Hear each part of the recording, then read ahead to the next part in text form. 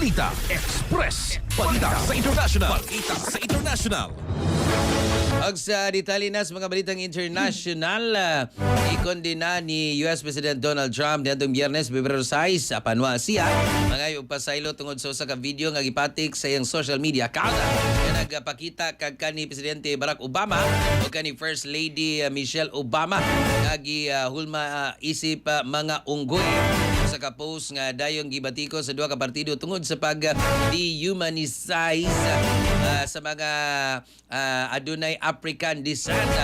Una nga tabangan sa White House ang mausap nga post bisan pa sa ligasyon nga kini resista apan papas kini 12 ka oras suman usab gipatik ang halos usa ka minutong video nga gi-share sa The Truth Social ni Trump niadtong Webes sa gabi Pebrero 5 palapad sa sayop ug way basihan nga aligasyon nga ang iyang kapildihan sa 2020 presidential election resulta matud pa sa eleksyon nga puno sa pagpanikas.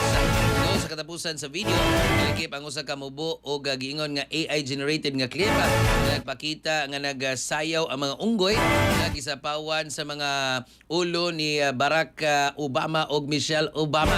Atong Biyernes sa gabi, tataw ni Trump nga sa mga tigbalita wa niya matanaw ang tibok video wa pa kini gipatik sa account sa usa ka aide sa White House.